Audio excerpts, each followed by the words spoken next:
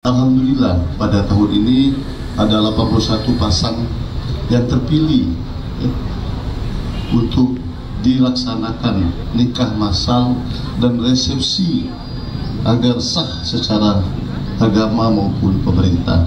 Dan kami harapkan kepada Bapak Ibu pengantin-pengantin baru walaupun lama, semoga menjadi pasangan yang sakinah, mawaddah warahmah, dan anak-anak dikaruniai anak yang soleh dan soleha. Bapak Ibu, kita akan melepas rombongan dan juga peserta nikah massal tahun 2024 dengan mengucapkan Bismillahirrahmanirrahim. Kita hitung bersama 3, 2, 1. Alhamdulillahirrahmanirrahim. Dan